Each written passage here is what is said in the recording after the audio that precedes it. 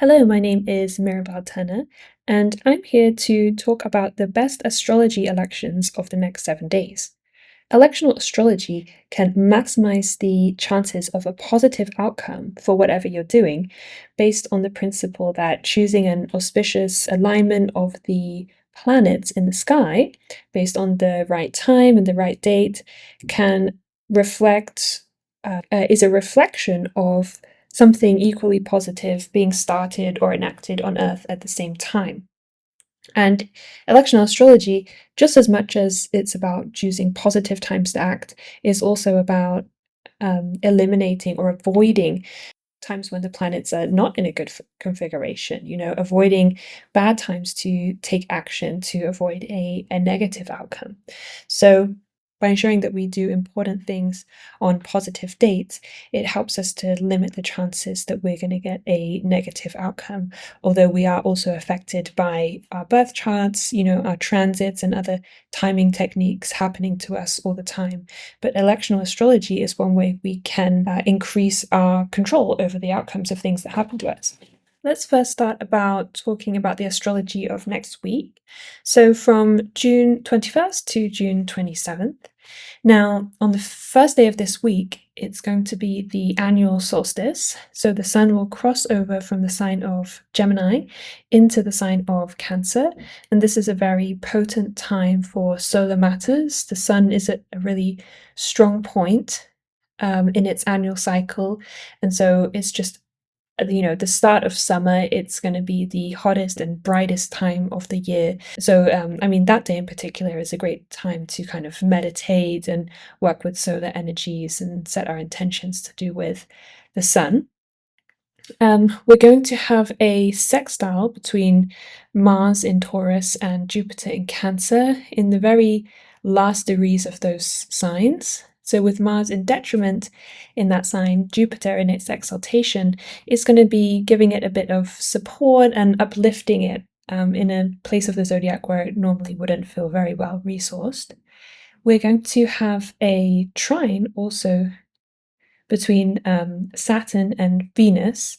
So some constructive restraints or long-term planning in relationships is one way that that aspect can manifest. There will be a square between the Sun and Neptune as soon as the Sun enters into Cancer. It's going to be building up to that square aspect with Neptune, which can sometimes be like projections or fantasies to do with solar figures, like expecting irrational or kind of fantasy outcomes when it comes to leadership figures, for example. And there's going to be a lot of planets changing signs soon. Not this week, but the week after. Mars will enter Gemini and conjoin Uranus. Jupiter is leaving Cancer. Is leaving the sign of Cancer, where it won't return for another 12 years, and entering into the sign of Leo the following week as well. And then we're also building up to a Mercury retrograde. So this week, Mercury will be moving very, very slowly as it builds up to its station and starts moving backwards in the sign of Cancer next week as well. So we're still going to be using a lot of the same rising signs as we have been. Some of our options are going to be that we have been using are going to be unavailable to us, and then the options are really going to change next week as soon as the planets start to change signs. And then another tricky thing this week is there'll be a couple of days when the moon is moving through Scorpio, so I don't tend to suggest that for electional charts, because the moon in its fall is going to run into some trouble when it's manifesting the actions that we're taking. And the moon plays such an important role in the chart, along with the ascendant and the ascendant ruler and the planet of the matter. So we want to kind of avoid those few days when the moon is in bad condition. So let's have a talk through the rising signs that we're able to use over the next 7 days. So if we start with Cancer rising, which now contains the Sun, Mercury, and Jupiter, we will be able to use this rising sign. It will depend on the situation of the moon, as that will be ruling the chart.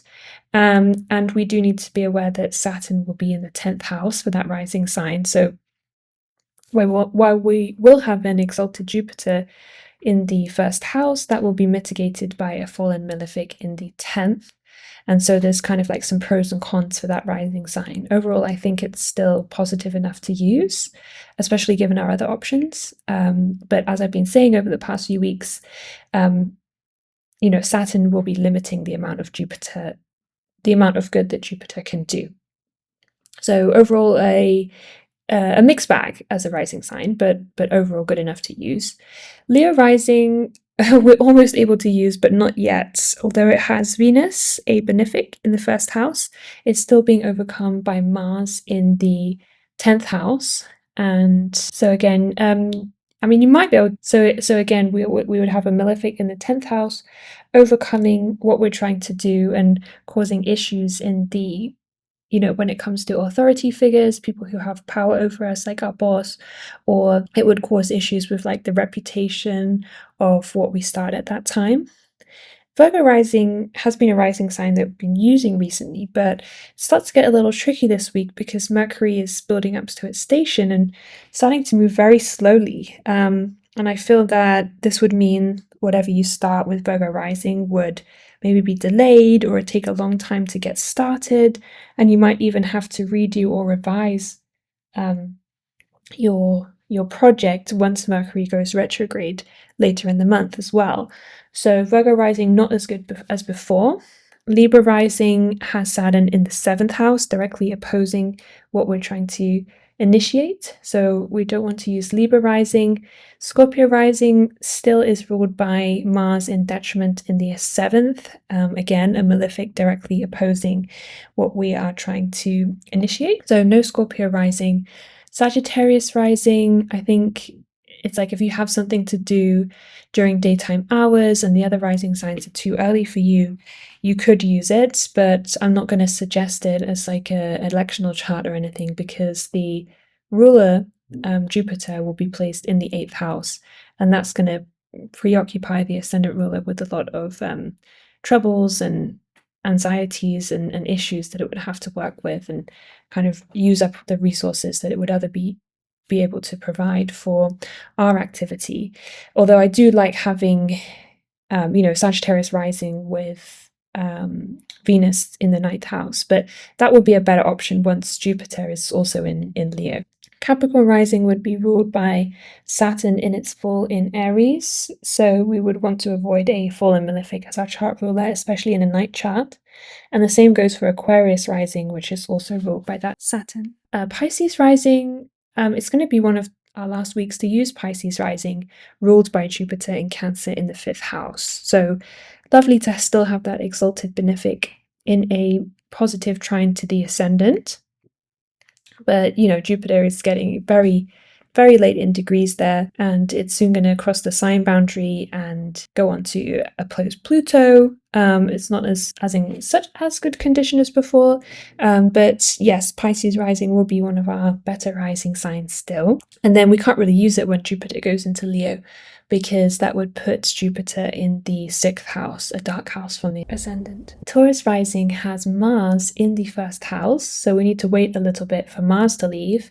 But once that opens up, Taurus rising is going to be nice to use again with an angular ruler, Venus in Leo in the 4th house from Taurus. That will be nice, but we can't use it yet this week. And finally, Gemini rising, another Mercury ruled sign, is going to have the same issues with moving very slowly, having delays or revisions as Virgo rising. But I think it's an even worse option because Gemini rising puts Mercury, the ascendant ruler, in a dark house from the ascendant. So I think I would skip that. And that's a overview of our rising signs for next week. So let's come to our first chart, which is going to be on Tuesday, June 23rd at around 7 a.m. in your location.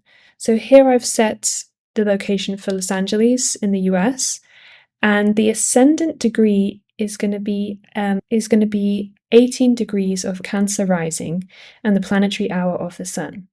So obviously, depending on your time zone and your location, this might look a little bit different. The most important thing is the ascendant ruler is at 18 degrees, and you have the moon in Libra.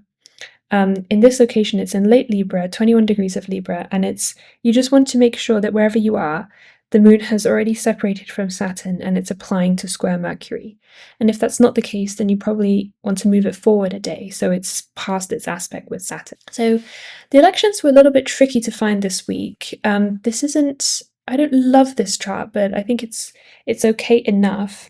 If you have something really important, I definitely use the best chart of the week, which is at the end of this video, or perhaps wait for some other rising signs to open up.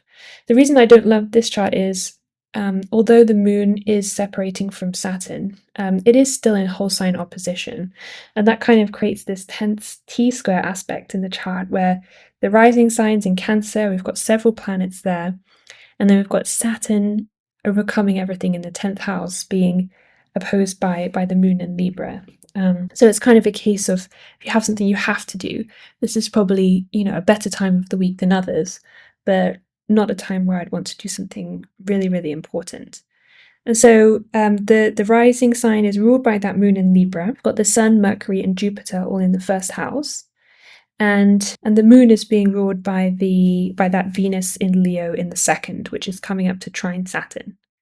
So this chart has a lot of stuff going on in the first house, and there's a natural focus on fourth house matters such as home, property, your living situation, your parents, where you came from, your ancestry, and those kind of things, because the ascendant ruler is there. And the moon itself also has some overlapping significations, right? It's to do with our home, our family, things that we care for and keep safe, our bodies and sense of security. So, and in a Venus ruled sign, usually this would also mean something like aesthetically pleasing or relationally harmonious going on in that sphere as well. So if you have something lunar, something to do with home or family that you need to do, you could use this chart. Just be aware that, Saturn in the 10th house is going to be potentially restricting or delaying the manifestation of what you're trying to achieve.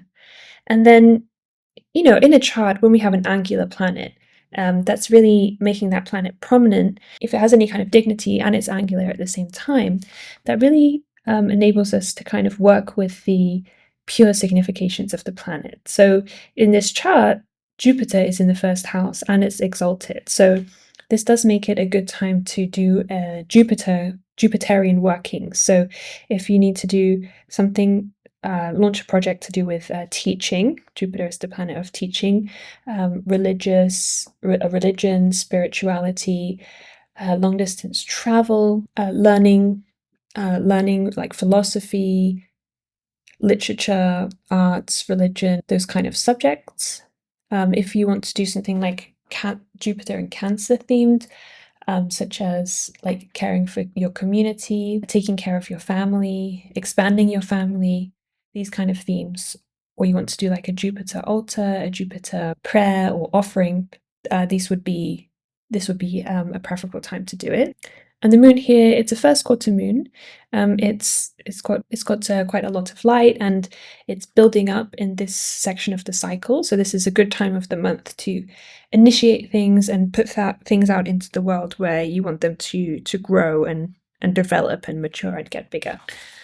Our second chart of the week, so this is going to be on the same day, June 23rd, Tuesday, at around 20 past 11 in the morning. And you want to adjust your ascendant to get around 10 degrees of Virgo rising. And again, make sure in your location that the moon has separated from its opposition with Saturn and it's applying to square Mercury. So this chart is ruled by Mercury in Cancer in the 11th house, and the moon in Libra is in the second, applying to square that planet. So again, this is a case of, if you have something you really need to do next week or on this day, this time is going to be better than others, but it's still not perfect because the ascendant ruler, although it's in a good house, it's in the 11th house of people who are aligned with us in terms of their qualifications and interests, friendships, groups of people and communities that we align ourselves with. It is going to station in just 6 days from now, so it's moving very, very slowly. And I do want to emphasize that whatever you start at this time might move very slowly, and you might need to revise it in July when Mercury is retrograde. But as I mentioned last week, retrograde isn't the worst thing that can happen. Like, we're having to revise something, it can be annoying, but it's not the worst outcome. It's not as bad as having our chart ruled by a fallen or malefic, or a malefic in detriment, for example. And the other thing I'm not too keen on is the moon here is in a dark house, the second house. And its ruler, Venus in Leo, is in a dark house as well in the 12th. So this is really a case of, if you have, you could use this chart.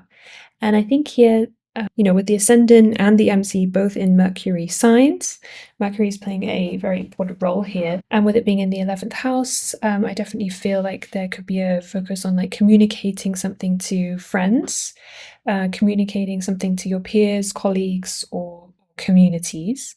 It could be, Mercury in Cancer is about giving a voice to what we need in terms of to feel safe, to feel nurtured, in terms of to feel like secure.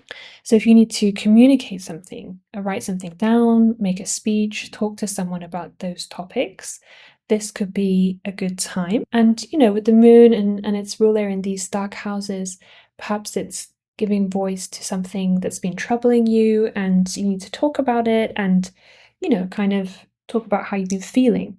Mercury in Cancer is very good at that. So that's a way I could envision using this chart.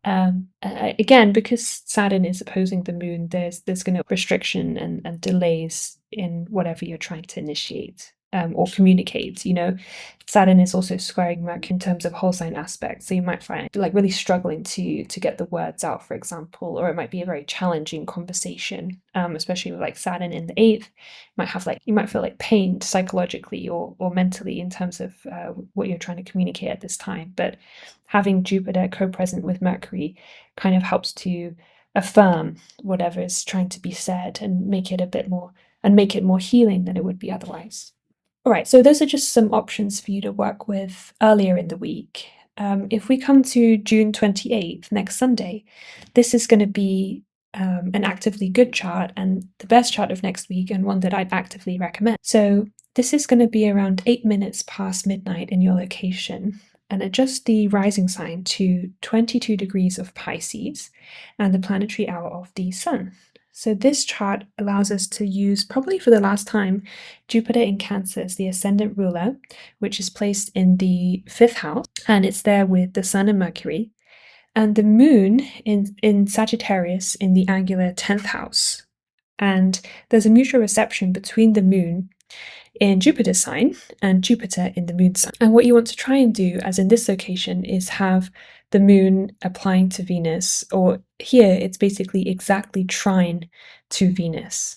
And so what I like about this chart is that mutual reception really suggests that there's a strong exchange of resources between things that we do creatively, recreationally, our hobbies, our side hustles, and then also our career or how we are viewed publicly.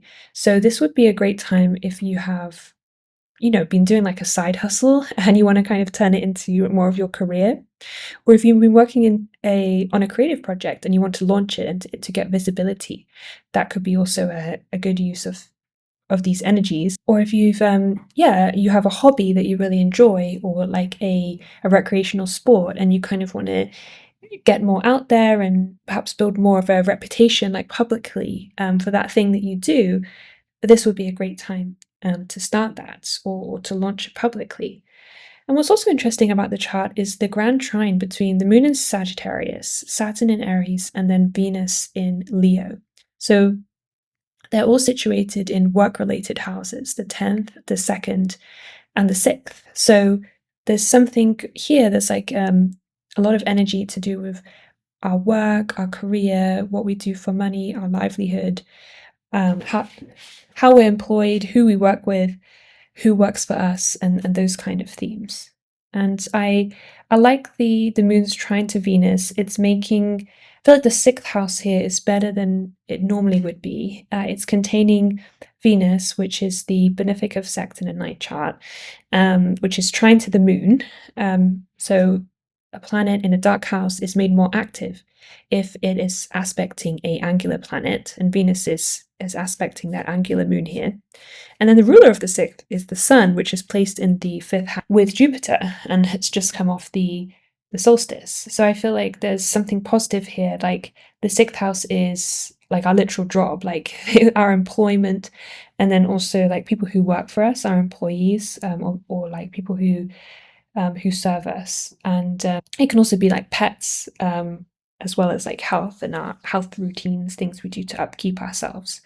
But yeah, in this case, it's again strengthening that connection between the sixth house of work, like the topic of work, and then the fifth house of creativity, recreation, hobbies, side hustles, and things like that.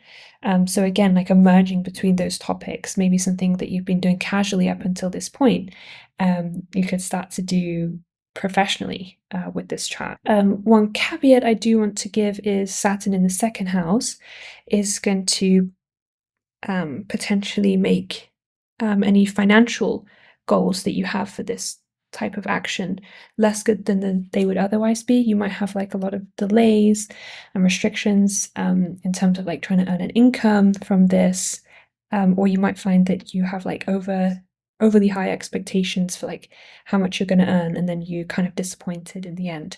So kind of definitely more leaning into gaining greater visibility and recognition rather than financial gain from this election, I think. And the moon here, it's basically almost a full moon. There'll be a full moon in Capricorn a day or so. So it's really full of light, it's really active, and so it can really charge and energize whatever action that you are taking here. And that's making me think even more of like getting visibility for what you do at this time. All right, so that's our best chart of the next 7 days. If you would like something more personalized to what you're trying to do, and tailored to your birth chart, then you can book a one-on-one reading with me on my website, Mirabelle Turner. I have an electional astrology reading option on there.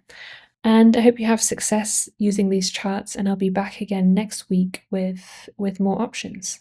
So take care, and I'll see you again next time.